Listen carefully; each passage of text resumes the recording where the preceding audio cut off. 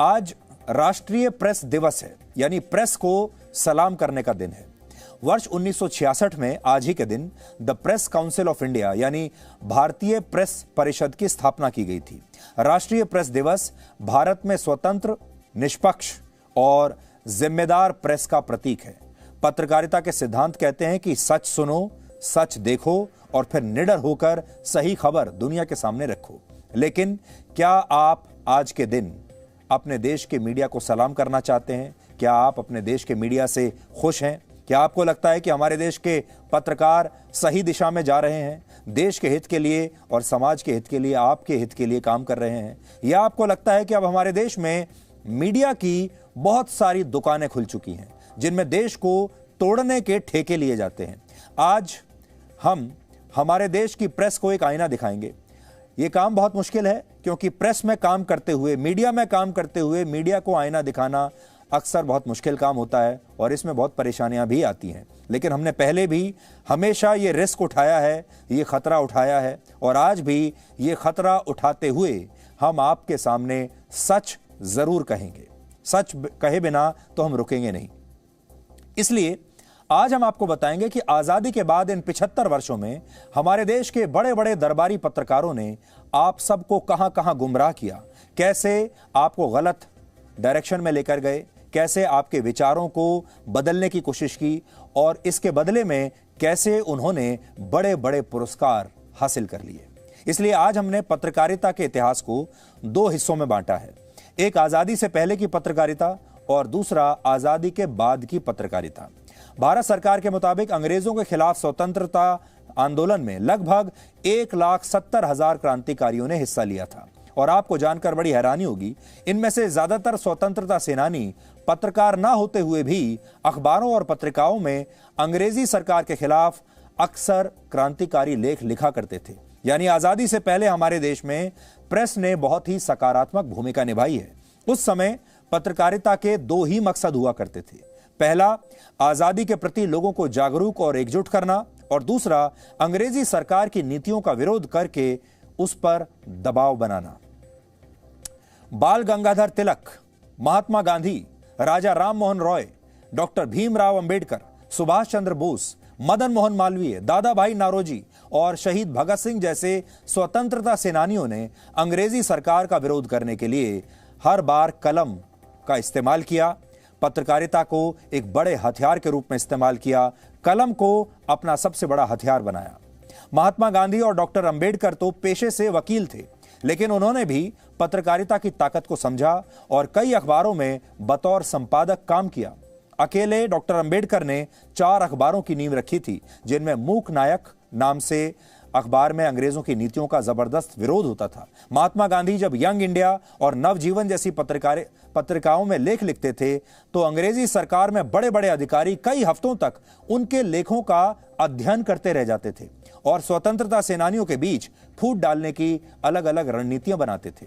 महात्मा गांधी ने हरिजन, हरिजन बंधु और हरिजन सेवक नाम की 3 पत्रिकाओं की शुरुआत की थी और वो इनमें बतौर संपादक लेख भी लिखा करते थे। बाल गंगाधर तिलक की कलम को खामोश कराने के लिए अंग्रेजों ने उन्हें बर्मा की जेल में 6 साल तक कैद रखा और कठोर सजा दी, लेकिन इसके बावजूद उन्होंने अंग्रेजों के खिलाफ लिखना बंद नहीं किया। एक लाइन में कहें तो आजादी से पहले हमारे देश के पत्रकार सिर्फ पत्रकार नहीं थे बल्कि क्रांतिकारी भी थे, जिन्होंने देश को आजादी दिलाने में बहुत बड़ी भूमिका निभाई। देश को एक साथ जोड़ने में उन्होंने बहुत बड़ी भूमिका निभाई। लेकिन आजादी के बाद प्रेस के मायने बदल गए। आजादी से पहले इस प्रेस ने, इस मीडिया ने देश को एकजुट किया, देश को जोड़ा, लेकिन आजादी के बाद यही मीडिया देश को तोड़ने में लग गया। कुछ पत्रकारों के लिए प्रेस पुरस्कार पाने की एक सीढ़ी बन गई और कुछ के लिए पैसा छापने की मशीन। अखबारों और पत्रिकाओं में वो खबरें छापी जाने लगी जो सत्ता में बैठे नेताओं को सूट करती थी और आजादी से पहले इस देश में अखबार क्रांतिकारी चलाया करते थे, लेकिन आपने अब नोट किया होगा आजादी के बाद बड़े बड़े उद्योगपति अखबारों को चलाने लगे। आज भी हमारे देश के ज्यादातर बड़े अखबार और न्यूज चैनल बड़े बड़े उद्योगपतियों के पास ही हैं। इसके अलावा इतिहास में इच्छाओं के अनुरूप ऐसी मिलावट की गई जिसे आज तक सही नहीं किया जा सका। यानी आप इतने वर्षों तक मिलावटी इतिहास और मिलावटी खबरें पढ़ते चले आए, जिसके बाद एक पीढ़ियां प्रभावित होती रहीं। आज हम आपको ऐसी दो बड़ी भ्रांतियों के बारे में बताते हैं जो हमारे देश की मीडिया ने आजादी के बाद लोगों के बीच पैदा की। आजादी के बाद मीडिया ने मुगल शासकों को सांप्रदायिक और अत्याचारी नहीं बल्कि धर्मनिरपेक्ष और महान शासक के तौर पर स्थापित कर दिया। मुगल शासक अकबर को अकबर द ग्रेट कहकर संबोधित किया गया, लेकिन पृथ्वीराज चौहान, छत्रपति शिवाजी महाराज और महाराजा रणजीत सिंह जैसे लोगों को कभी भी ग्रेट नहीं बताया गया। इसके विपरीत मुगल शासक हुमायूं, जहांगीर, औरंगजेब और बाबर का लगातार महिमा मंडन किया गया। यह भी विडंबना है कि जिस औरंगजेब के आदेश पर दिल्ली में गुरुद्वारा सीसगंज साहिब में सिखों के 9वें गुरु तेग बहादुर की गला काटकर हत्या कर दी गई थी, वहीं से लगभग 10 किलोमीटर दूर कुछ साल पहले तक एक औरंगजेब रोड भी हुआ करती थी। यानी सीसगंज गुरुद्वारा भी वही है और औरंगजेब रोड भी वही है। अब इसका नाम वर्ष 2015 में बदलकर doctor APJ Abdul Kalam road कर दिया गया। आजादी के बाद इसी देश में कई राज्यों की सड़कें और जगहों का नाम मुगल शासकों के नाम पर रखे गए और हमारे देश के उस समय के पत्रकारों ने कभी भी इसका विरोध करना जरूरी नहीं समझा। आज भी हमारे देश में मुगल शासकों के नाम पर 700 से ज्यादा सड़कों और जगहों के नाम है। लेकिन आज हमारा सवाल यह है, जो तमाम बड़े बड़े पत्रकार आज ये कहते हैं कि सरकार से सवाल नहीं पूछे जाते, उनसे आज हम ये कहना चाहते हैं कि जब इन सारी सड़कों के, पार्कों के, बिल्डिंग्स के, हवाई अड्डों के नाम रखे जा रहे थे एक खास खानदान के नाम पर, मुगलों के नाम पर, अंग्रेजों के नाम पर, तब हमारे देश की प्रेस क्या कर रही थी? तब हमारे देश का मीडिया क्या कर रहा था? तब उन्होंने उस समय की सरकारों से यह सवाल क्यों नहीं पूछा? जिस प्रेस ने आजादी से पहले अंग्रेजों को झुकने पर मजबूर कर दिया था, उसी प्रेस ने आजादी के बाद अंग्रेजों के सामने झुकना शुरू कर दिया। 1950 से 1990 के बीच हमारे देश के पत्रकारों ने ऐसी कई पुस्तकें लिखी जिनमें अंग्रेजों की कार्यशैली को शानदार बताया गया। 1956 में भारत के एक मशहूर पत्रकार ने यहां तक कहा था कि अंग्रेज नहीं होते तो इस देश के लोग भूखे और पिछड़े हुए रह जाते। आजादी के बाद भारत के मीडिया ने अंग्रेजों के क्रूर चेहरे को भी पॉलिश करने का काम किया और उन्हें पॉलिश करके आपके सामने सुंदर बनाकर पेश किया। और मुगल शासकों की तरह अंग्रेजी सरकार के बड़े अधिकारियों और वाइस रॉय के नाम पर भी हमारे देश में स्थानों और सड़कों के नाम रखे गए। जैसे दिल्ली में एक बहुत मशहूर जगह है जिसे कहते हैं कनॉट प्लेस। आप भी शायद वहां गए होंगे अगर आप दिल्ली आए हैं तो। बड़ी मशहूर जगह है ये। इस जगह का नाम ब्रिटेन की क्वीन विक्टोरिया और प्रिंस एल्बर्ट के पुत्र प्रिंस आर्थर को समर्पित किया गया है, जो वहां कनॉट नाम की जगह के शासक थे। वर्ष 2013 में इस जगह का नाम तो बदल दिया गया, लेकिन इसका मकसद भी वही रहा जो पहले था। कनॉट प्लेस का नाम राजीव गांधी के नाम पर राजीव चौक कर दिया गया और कनॉट सर्कस को इंदिरा गांधी के नाम पर इंदिरा चौक कर दिया गया। यानी एक ही खानदान के लोगों का मां बेटे के नाम पर इसका नाम रख दिया गया। और हमारे देश के मीडिया ने तब एक बार भी इसका विरोध नहीं किया, एक सवाल सरकार से नहीं किया। इसके अलावा आजादी के बाद हमारे देश के प्रेस का एक बड़ा हिस्सा पुरस्कार गैंग बन गया। फिर आगे चलकर इसी में से टुकड़े टुकड़े गैंग निकला और फिर गुलाम मानसिकता वाले ऐसे पत्रकारों ने जन्म लिया जो नेताओं की गोद में बैठे रहना चाहते थे। यही असली गोदी मीडिया था जिसकी पहली झलक नेहरू के प्रधानमंत्री रहते हुए ही हमारे देश ने देख ली थी।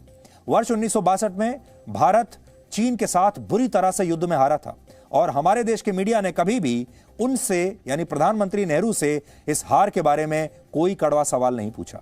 उस समय देश के पत्रकारों ने इस बात को सहर्ष स्वीकार कर लिया कि चीन ने इस युद्ध में लद्दाख की 38,000 वर्ग किलोमीटर जमीन हड़प ली है। आप सोचिए, आज जब हम चीन के साथ ये लड़ाई लड़ रहे हैं, आज बहुत सारे पत्रकार ऐसे हैं जो सवाल पूछते हैं कि हमने इतनी जमीन चीन को क्यों दे दी। लेकिन आजादी के इन 75 वर्षों में चीन हमसे लगभग 44,000 स्क्वायर किलोमीटर की जमीन हथिया चुका है। लेकिन उस जमाने में जब ये सब हो रहा था, हमारा देश का मीडिया शांत बैठा था क्योंकि उनके मुंह में पुरस्कार ठूस दिए गए थे। ये इत्तेफाक है कि जिस प्रेस काउंसिल ऑफ इंडिया की आज के दिन वर्ष 1966 में स्थापना हुई थी, जिसकी वजह से आज हम ये दिन मना रहे हैं, उसने 25 जून 1975 को तत्कालीन प्रधानमंत्री इंदिरा गांधी द्वारा लगाई गई इमरजेंसी का बिल्कुल भी विरोध नहीं किया था। और यह सब तब हुआ जब इमरजेंसी के दौरान 3,801 अखबारों को जब्त किया गया, 327 पत्रकारों को जेल में डाला गया, 290 अखबारों में सरकारी विज्ञापन बंद किए गए। उस दौर में संपादकों के एक समूह ने सरकार के सामने घुटने टेक दिए थे। दिल्ली के 47 बड़े संपादकों ने 9 जुलाई 1975 को इंदिरा गांधी द्वारा उठाए गए सभी कदमों के प्रति यानी इमरजेंसी के प्रति अपनी आस्था व्यक्त की थी। और ऐसे संपादकों के बारे में ही बीजेपी के बड़े नेता लाल कृष्ण आडवाणी ने एक बार कहा था, जब इन पत्रकारों को झुकने के लिए कहा गया तो वो रेंगने लगे थे।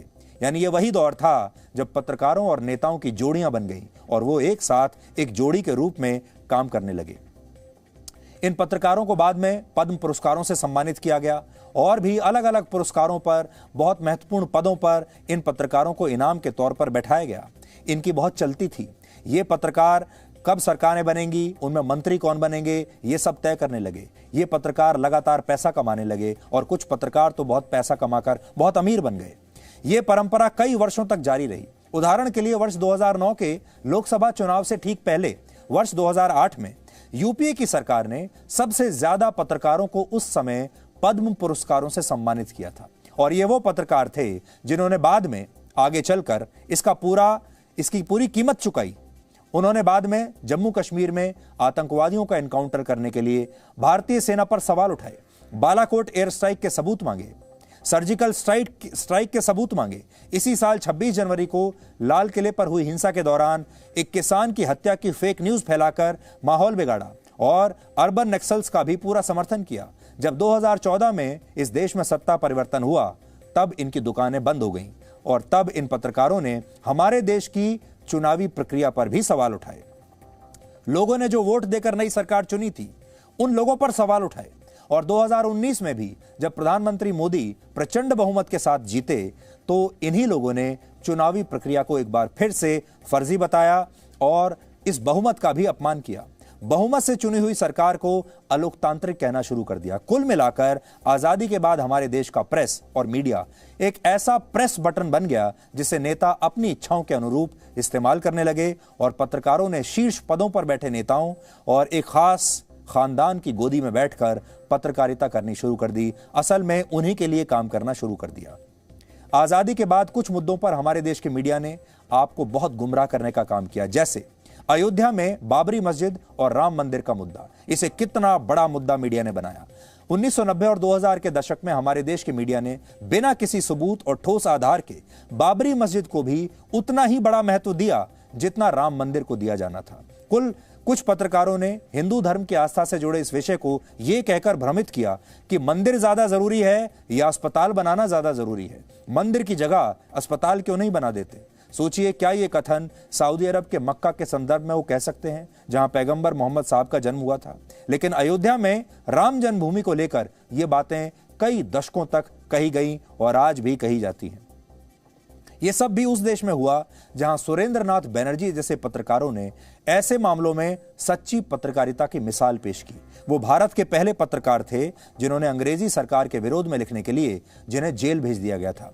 वर्ष 1883 में एक बार एक हिंदू देवता की मूर्ति को लेकर दो पक्षों के बीच विवाद हुआ और यह मामला अदालत में चला गया। जो अंग्रेज जज इस मामले की सुनवाई कर रहे थे उन्होंने कोर्ट से कहा कि अगली सुनवाई में इस मूर्ति को भी अदालत में रखा जाए।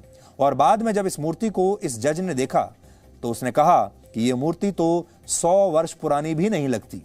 इस बात से सुरेंद्रनाथ बैनर्जी इतने आहत हुए कि उन्होंने उस मूर्ति की वास्तविकता और सही इतिहास अखबारों में लिखना शुरू कर दिया, जिससे अंग्रेजी सरकार के वफादार जज इतना डर गए कि उन्हें जेल की सजा सुना दी गई। ऐसे बहुत सारे विषय आपको मिलेंगे जिसमें हमारे देश के मीडिया ने कभी आवाज नहीं उठाई। 3 तलाक का मुद्दा एक ऐसा ही मुद्दा है जिस पर आपको हमेशा भ्रमित किया गया। भारत के मीडिया ने इस मुद्दे को महिलाओं के अधिकार के रूप में नहीं देखा, बल्कि इसे हमेशा एक खास धर्म से जोड़कर देखा। और सबसे बड़ी बात, मुस्लिम तुष्टीकरण के राजनीतिक विचार को भी हमारे देश के मीडिया ने बहुत समर्थन किया और ऐसा जानबूझकर किया, क्योंकि अगर ऐसा नहीं करते तो 1986 के शाहबानो मामले में मीडिया तत्कालीन प्रधानमंत्री राजीव गांधी से तीखे सवाल जरूर करता। राजीव गांधी ने उस समय सुप्रीम कोर्ट के फैसले को पलटते हुए 3 तलाक की प्रथा को जारी रखा था, लेकिन हमारा मीडिया चुप रहा। हमारे देश के पत्रकारों ने कश्मीर में आतंकवादियों को विद्रोही और चरमपंथी कहना शुरू कर दिया। टेररिस्ट की बजाय मिलिटेंट लिखना शुरू कर दिया। कश्मीर पर पाकिस्तान का साथ देना शुरू कर दिया अपने आप को धर्मनिरपेक्ष साबित करने के लिए। लोकतंत्र के नाम पर अपने ही देश की सेना पर सवाल उठाने शुरू कर दिए और धर्म और जाति के नाम पर लोगों को बांटने का एक बहुत बड़ा काम हमारे मीडिया ने किया। जैसे किसी निचली जाति और अल्पसंख्यक के साथ अगर कोई अप्रिय घटना हो जाए तो आप हमेशा देखेंगे कि हेडलाइन में उस जाति का नाम जरूर लिखा होता है या फिर उस धर्म का नाम जरूर लिखा होता है जिस धर्म या जाति से जो विक्टिम होता है उसका संबंध होता है। लेकिन अगर वही घटना किसी और के साथ हो जाए तो उसका नाम, धर्म और जाति कभी नहीं बताई जाती, हेडलाइन में कभी नहीं लिखी जाती।